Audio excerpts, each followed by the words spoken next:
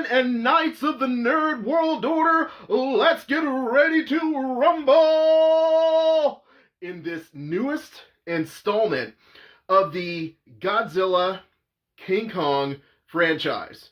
In this movie, which I was really excited to see, Godzilla versus Kong. As a nerd, there are four things that we look for in order to determine if a movie is good or not. We look for the acting, action, special effects, and stories. Put them all together, and you can get a possible 4 nerd flags.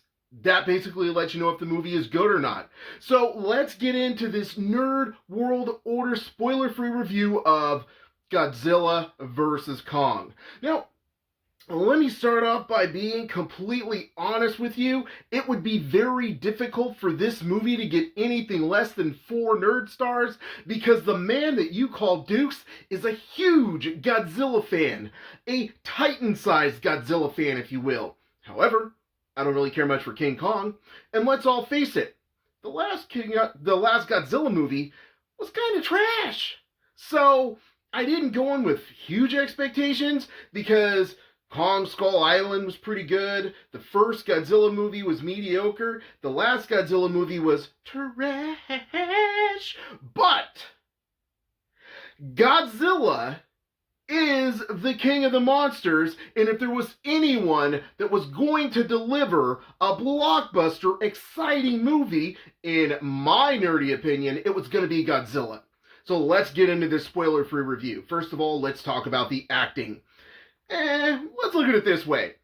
You could have put anybody on the screen and I wouldn't have cared and you wouldn't have cared much about the acting. We're here for the Titans. We're here for Kong and Godzilla. We're here to see these two have the battle of the ages, right? But was the acting good? Yes, it was actually. It had very likable actors and actresses, and they did a great job of making you believe that they were interacting with Kong and interacting with Godzilla, and that's all you can really expect, because let's be honest, they knew they weren't the stars of the movie. They knew they were there because, hey, we need humans to move the plot along, but at the end of the day, everybody just wants to see this battle royale of the Titans. So, 1 nerd flag for the acting in this movie. You did believe that people were interacting with Kong. You did believe that people were evil villains. You did believe that the city was being destroyed. Good job, actors and actresses. 1 very enthusiastic nerd flag. Let's move on to the next thing. The action. Godzilla movie. King Kong movie. Action. 1 nerd flag. You knew I was going to say that, and if you didn't know that, then you don't know me. And you don't know the Nerd World Order. 1 very enthusiastic nerd flag. It was like 50% WWE, 50% mixed martial arts, 20% lucha libre, 120% action. That's 2 nerd flags for the action. I don't think anyone's ever gotten that before, but this is Titan-sized action for Godzilla versus Kong. Let me tell you something. Godzilla went off. I mean, he did his thing. But Kong, who I am not a fan of, also delivered with some amazing monster-sized monkey mayhem. He delivered. The humans in the movie, they were there for human dressing, window dressing, whatever you want to call it, but they did okay too. 2 nerd flags. We're up to 3 nerd flags already with only 2 categories for this Titanic movie. Let's move on to the next thing. The acting, action, special effects. Here's where this movie could have really fallen down, but I actually went in with very high hopes because Kong Skull Island had some phenomenal special effects.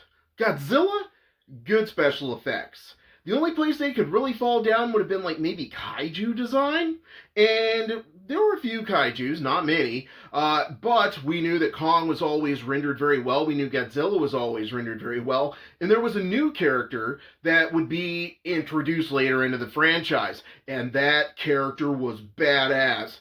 Dukes ain't no spoiler. I'm not going to tell you who that character is. You might know, but hey, that character looked cool. It didn't look like an adaptation of, like, let's say, stuff we've seen recently. It kind of kept the feel of the original, but brought it into the 20 and 20s. Really good special effects. You believed what you were watching.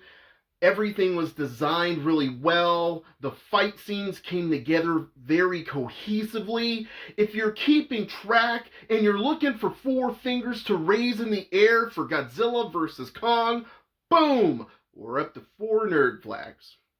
Now, let's move on to that which could possibly be the most important part of this movie, and that's going to be the story.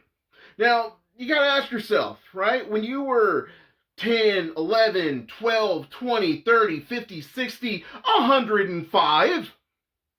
Did you ever tell yourself, man, I'm looking for a really good story in a Godzilla movie. I'm looking for King Kong, which has the same old damn story in every movie since the beginning of time. I'm looking for something different. No, you didn't, because if you did, you were disappointed. Godzilla movies are not about the story. They're about one monster waking up, being angry, being hungry, and deciding he was going to smash up a city.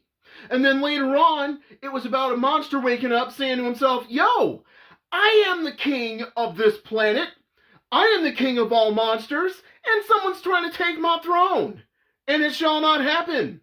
So I, Godzilla, am going to have to kick some ass. There, now you know the plot, the 2 possible plots of every single Godzilla movie ever. And then Kong, basically, the premise of every Kong movie is like, hey, we found this monkey. We want to take this monkey somewhere else. You're welcome.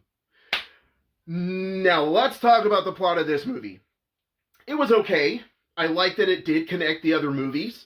It was somewhat convoluted at times. In order to make this movie move, it required introducing some new elements into the franchise, but I really wasn't too bothered by those elements, especially when I consider the trash that was the last Godzilla movie, Godzilla King of Monsters. It was not good. It was trash. It was trash. So, this Godzilla movie had an okay story. You didn't go in for the story. If you went in for the story, I'm sorry. Yeah, watching the wrong movie. The story was just okay, but I can't give it a nerd flag. No nerd flags? That means it only gets 4 nerd flags? Why, yes it does. And if you want a nerd flag for the story in a Godzilla movie, you can have it as an obligatory. I enjoyed it. I loved it. I'm going to watch it again.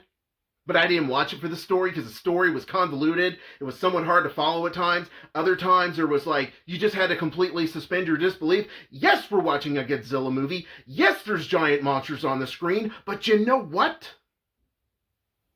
At some point, the story has to be cohesive. And it just jumped a little bit too much. It went here, it went there. But at the end of the day, it delivered. Kick-ass fights. Godzilla versus Kong. So, 4 nerd flags for Godzilla versus Kong. I enjoyed it. Action, acting, special effects. They were all there. The story, we didn't come here for a story, okay? A Godzilla movie is not going to get an Academy Award for story or acting. It's not going to happen. But at the end of the day, you're going to sit down, get your popcorn, get your soda, and get ready for some Titanic, badass, 4 nerd flags deserving monster action. So until next time, ladies, gentlemen, and knights of the Nerd World Order, I strongly encourage you, whether it's in theaters, and if you're going to go to a theater, wear a mask, be safe, or watch it at home on HBO Max, but definitely take the opportunity to watch Godzilla vs. Kong. It's an awesome movie. Until next time, I am NWO, we are NWO, and we are Nerds Redefined.